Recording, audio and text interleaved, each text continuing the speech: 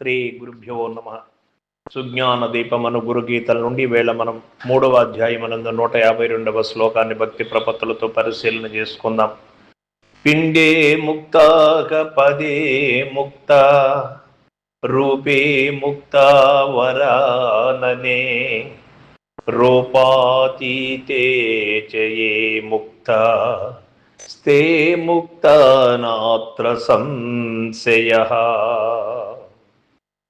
ఓ పార్వతి, కుండలిని శక్తి యందును హంస స్వరూపమునందును నాపో జ్యోతి స్వరూప దర్శనమునందును కళాతీతమైన పరిపూర్ణమందును ముక్తులగు వారెవరో వారే ముక్తులు. ఆ విషయమందు సందేహము లేదు అని చెబుతూ ఉన్నాడు పరమాత్మ. ఎవరు ఏదేని ఒక దీనిలో వారి యొక్క అనుభవాన్ని పొంది ఒక పరిధిలో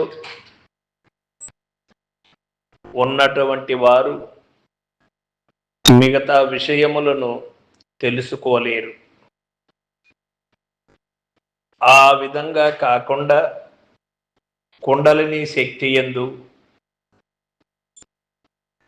హంస స్వరూపమునందును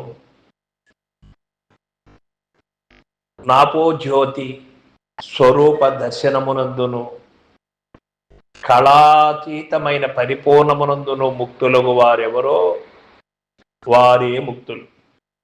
ఒక దీనికి పరిమితము కాదు ఇది. ఏ మార్గములో ప్రయాణము చేసినా కొద్దిమంది భ్రూమధ్యము పైన దృష్టి పెట్టడం, కొద్దిమంది నాసికమందు దృష్టి పెట్టడం, కొద్దిమంది హార్ట్ మీద దృష్టి పెట్టడం, కొద్దిమంది శ్వాస మీద దృష్టి పెట్టడం, ఈ విధంగా ఒక్కొక్క దీనికి పరిమితమై ఉంటారు. నిజము ఎరిగినటువంటి వాడు, నిజ దైవాన్ని తెలుసుకున్నటువంటి వాడు, గురు కరుణ పొందినటువంటి వారు ఎట్లా ఉంటారు అంటే, సర్వము ఉన్నది పరిపూర్ణ పరబ్రహ్మము ఒక్కటే, ములుగృత్స సందు లేక ఉన్నది పరిపూర్ణ పరబ్రహ్మమే. ఆ నిజ దైవాన్ని ఎరిగినటువంటి వాడు ఒక దీనిలో ఉంది అని కానీ ఒక దీనిలో లేదు అని కానీ చెప్పడు. సర్వము వ్యాపించి ఉన్నటువంటి నిజ దైవాన్ని తెలుసుకొని ఉంటాడు.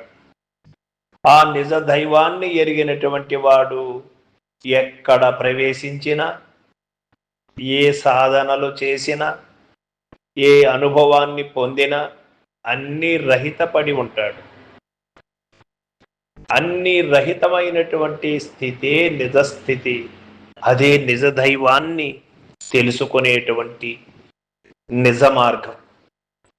అంతేకాని నేత్రస్థానములో ఉన్నటువంటి దాన్ని అపోజ్యోతిని, శ్వాసలో ఉన్నటువంటి శక్తిని, కుండలినిలో ఉన్నటువంటి శక్తిని, ఏదీని ఒక దీనికి పరిమితమైనటువంటి వారు పరిపూర్ణ దైవాన్ని కనుగొనలేరు.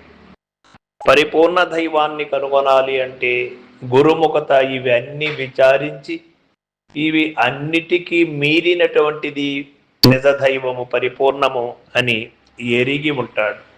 సర్వం సద్గురు పాదార్పణమస్తు. జై గురుదేవ.